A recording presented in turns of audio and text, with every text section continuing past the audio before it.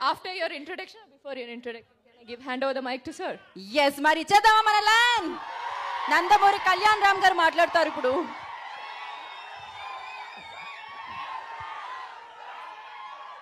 ముందుగా ఈ కార్యక్రమానికి విచ్చేసిన మీడియా మిత్రులకు, పాత్రికేయ మిత్రులకు,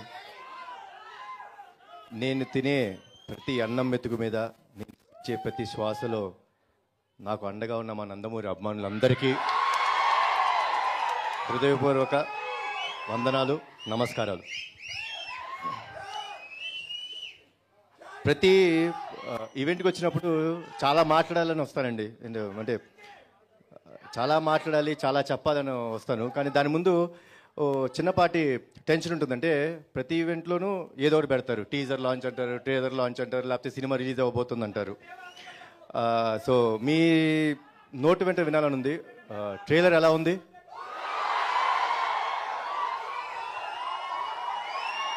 నచ్చిందా? Thank you.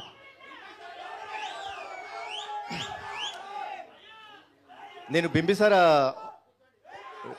అప్పుడు చెప్పాను మీ అందరికీ, మంచి కంటెంట్ ఉండి, మంచి కథనం ఉండి, మంచి కథతోని దాన్ని విజువల్ స్పెక్టాక్యులర్ చేయగలిగితే డెఫినెట్గా ఆడియన్స్ వచ్చి సినిమాని చూస్తారు, దాన్ని ఆదరిస్తారు అని అన్న మాటని మీరందరూ ప్రూవ్ చేశారండి. Thanks a lot once again. అదే కోవలో డెఫినెట్గా డెవిల్ చాలా మంచి కథ, మంచి కథనం అండ్ విజువల్స్ బాగానే ఉన్నాయా? బాగానే ఉన్నాయిగా. ఓపెనింగ్ రోజు చూసేస్తారుగా మీరందరూ. మీ అరుపుల్లో ఆ నమ్మకం నాకు కలిగింది. సో కాదు, అది మీరు వినాలంటే నేను కొంచెం ఈ సినిమా గురించి మాట్లాడాలి కదా. కొంచెం ప్రీ రిలీజ్ ఈవెంట్లలో మాట్లాడతాను, కొంచెం మాట్లాడాలి. అంటే ఒక సినిమా జరగాలంటే, ఇందాక ఎవరో వన్ మ్యాన్ షో అనేది అరిశారండి. లేదు, చాలా తప్పండి. Please, I'm correcting it. Film is not a one man show. Film is not at all a one man show. దాంట్లో ప్రతి వాళ్ళ ఎఫర్ట్ ఉంటుంది.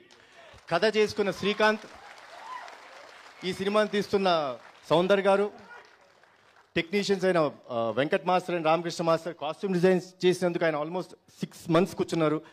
రాజేష్, మీరు చూస్తున్న ప్రతి విజువల్ ఈజ్ అ సెట్. మేము ఎందుకంటే ఇది 1940s బ్యాక్డ్రాప్లో ఫిల్మ్, మనకి ఎక్కడికి పడితే అక్కడ చేయలేము. సో సెట్స్లోనే చేయాలి.